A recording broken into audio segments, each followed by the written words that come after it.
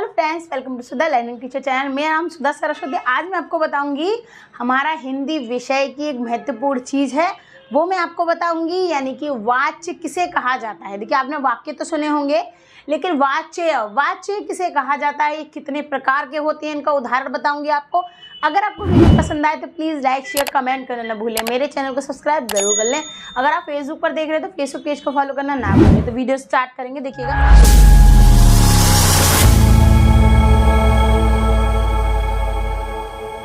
आपको एक चीज़ सबसे इम्पोर्टेंट चीज़ होती है हमारी, क्या कि हमको सबसे पहले उसकी डेफिनेशन पता होनी चाहिए, कि शब्द जो होता है उसको हमें पता होना चाहिए। ठीक है, सबसे पहले देखेंगे हम वाच्य। ठीक है, ये हमारी यहाँ पर क्या है, हमारी हेडिंग है कि नहीं है, तो वो आपको यहाँ पर ध्यान से समझ लेनी है। ठीक है, अब देखिए, सबसे पहले देखिए वाक्य। आपने देखा कि वाक्य क्या होते हैं, वो मैंने आपको अपनी वीडियो में सारी चीज़ें बता रखी है। वाक्य, वर्ड, परिभाषा, भाषा, तो ये सारे मेरे कारक वगैरह सारे अपनी वीडियो में मैंने दिखा रखे हैं, आपको बना रखे। उसकी डिस्क्रिप्शन बॉक्स में उसकी लिंक मिल जाएगी।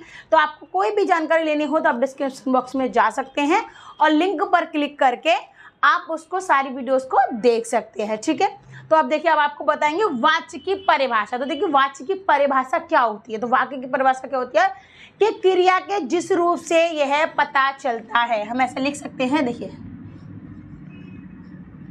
क्रिया के जिस रूप से यह पता चलता है। देखिए, डेफिनेशंस में आपको इस तरीके से ही लिखना पड़ेगा, तभी आपको अच्छे नंबर मिलेंगे और पूरा आपका समझ में आएगा। ठीक है, कि वाक्य में क्रिया के होने का मुख्य कारण क्या है। ठीक है, कि वाक्य में क्रिया के होने का मुख्य कारण बोल सकते हैं आप, विषय भी बोल सकते हैं, कोई दिक्कत नहीं है। ठीक है, कारण क्या है। ठीक है, वाक्य में क्रिया के होने का मुख्य कारण क्या है, तो उसी विषय या कारण को हम वाच्य कहते हैं। ठीक है, देखिए, तो उसी विषय या कारण को वाच्य, ठीक है ना, ध्यान रखिएगा, इस चीज को समझिएगा कि वाच्य कहते हैं। ठीक है, कहते हैं। तो ये यहाँ पर इसकी परिभाषा हो गई, यानी कि इसकी डेफिनेशन हो गई। तो वो आपको यहाँ पर ध्यान समझ लेनी है कि क्रिया के जिस रूप से यह पता चलता है कि वाक्य में क्रिया के होने का मुख्य कारण या विषय क्या है, तो उसी विषय या कारण को वाच्य कहा जाता है। यानी कि हमें पता चलता है कि कारण क्या है, विषय क्या, तो उसको वाच्य कहा जाता है। तो ये चीज़ आपको यहाँ पर ध्यान से समझ लेनी होगी। ठीक है, अब देखेंगे हम यहाँ पर, आपको हेडिंग बताएंगे आपको, यानी कि वाक्य कितने प्रकार के होते हैं। ठीक है, तो देखिए, वाच्यों के प्रकार। ठीक है, वाच्यों के प्रकार। तो देखिए, आप सबसे फर्स्ट नंबर वाला देखेंगे। हम यहाँ पर क्या करेंगे, सबसे फर्स्ट वाला देखेंगे। ठीक है, सबसे फर्स्ट वाला हमारा क्या है, कर्तवाच्य। क्या है, कर्तवाच्य। देखिए, कर्तवाच्य। ठीक है, कर्तवाच्य इस तरीके से। ठीक है, तो कर्तवाच्य सबसे पहला क्या है हमारा, कर्तवाच्य। तो इसकी जब डेफिनेशन समझ लीजिए, तो इसमें क्या होता है कि कर्ता की प्रधानता होती है। ठीक है, देखिए, सीधा शॉर्टकट में समझिए कि कर्ता की प्रधानता, यानी इसमें कर्ता ऊपर होता है, सबसे प्रधान होता है। ठीक है, कर्ता की प्रधानता हो। ठीक है, ये तो यहाँ पर क्या, इसकी परिभाषा इस तरीके से की जाती है। अब छोटी सी इसकी चीज समझ लीजिए कि क्रिया का प्रयोग कर्ता के लिए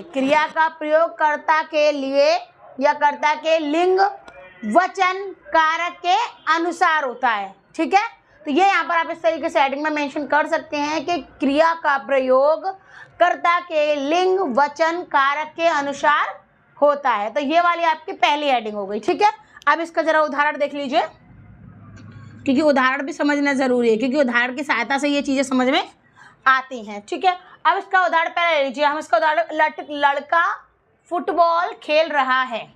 देखिए हेडिंग समझ लीजिए कि लड़का फुटबॉल, ठीक है, खेल रहा है। तो ये यहाँ पर आपका उदाहरण हो गया, लड़का फुटबॉल खेल रहा है। ये क्या होगा, कर्तव्यवाची, यानी कर्ता की प्रधानता, कर्ता क्या, लड़का, इसकी प्रधानता के लड़का फुटबॉल खेल रहा है। सिंपल सी बात है, कुछ समझ में भी आएगी। ठीक है, अब इसका दूसरा वाला पॉइंट देखिए। देखिए दूसरा पॉइंट का, पहला हो गया कर्तवाच्य, दूसरा हो गया कर्मवाच्य। ठीक है, देखिए कर्मवाच्य।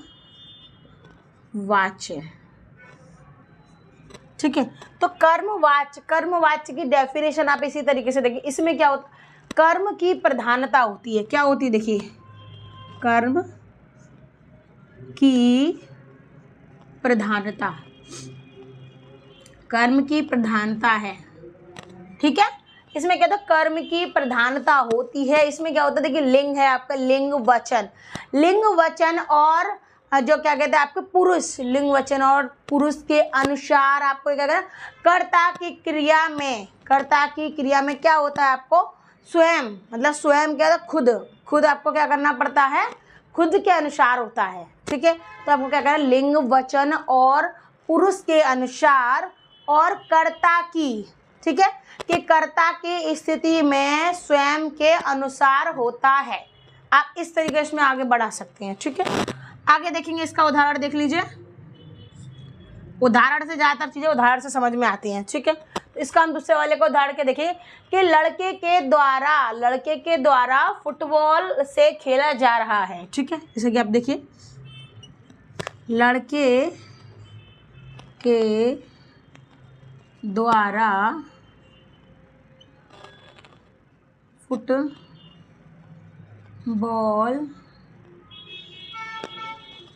से खेला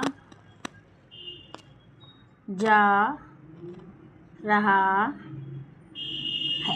ठीक है, कि लड़के के द्वारा फुटबॉल से खेला जा रहा है, ये आपका उदाहरण हो गया, यानी कि उसके द्वारा खेला जा रहा है। तो एक कर्म है कि वो एक कर्म कर रहा है। तो अब उसी प्रकार देखिए, इसका तीसरा वाला पॉइंट देखिए, ये जिसका लास्ट है वो प्रकार देखिए। इसका लास्ट क्या है, भाववाच्य। ठीक है, इसमें तीन है, कर्तवाच्य, कर्मवाच्य, भाववाच्य।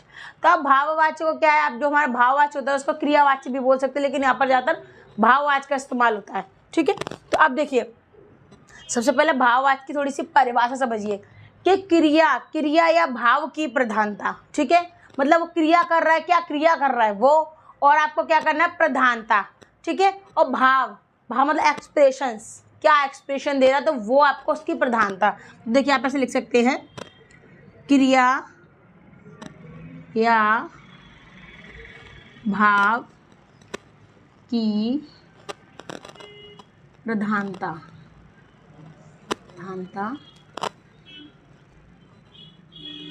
होती है। ठीक है, देखिए क्रिया या भाव की प्रधानता होती है, तो इसमें छोटी सी चीज़ समझिएगा क्या होती है कि कर्ता अथवा आपका कर्म की नहीं बल्कि भाव अर्थात क्रिया के अर्थ की प्रधानता होती है। इनकी प्रधानता, इनका जो अर्थ होता है उसकी प्रधानता होती है। उसका मतलब जो आप एक्सप्रेशन पूरा जो समझ में आता है वो निकल के आता है, उसकी प्रधानता मानी जाती है यहाँ पर। ठीक है, तो अब देखिए इसका उदाहरण देख लीजिए। उदाहरण में क्या लिखेंगे हम, खेला जा रहा है। अब इसमें क्या है, वो क्रिया कर रहा है, कि क्रिया में क्या है, खेला जा रहा है, खेल रहा है वो। भाव आप कह रहे हैं ओहो बड़ा खेला जा रहा है, इस तरीके से बोलते एक भाव निकल के आता है, एक्सप्रेशंस।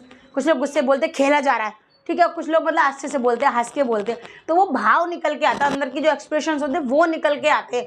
तो ये चीज़ हो गई आपकी वाच्य की परिभाषा। देखिए ये पेपर में आता ज़रूर, 1 या 2 नंबर में आएगा ज़रूर, क्योंकि अभी बोर्ड एग्जाम्स जो आपके आने वाले हैं उसके लिए बहुत ही महत्वपूर्ण है, इसीलिए मैंने आपको बताया है। अगर आपको वीडियो पसंद आए तो प्लीज़ लाइक शेयर कमेंट करना ना भूलें, मेरे चैनल को सब्सक्राइब जरूर कर लें, ज़्यादा से ज़्यादा लोगों के पास शेयर करना ना भूलें। अगर आप फेसबुक पर देख रहे हैं तो फेसबुक पेज को फॉलो करना ना भूलें। धन्यवाद।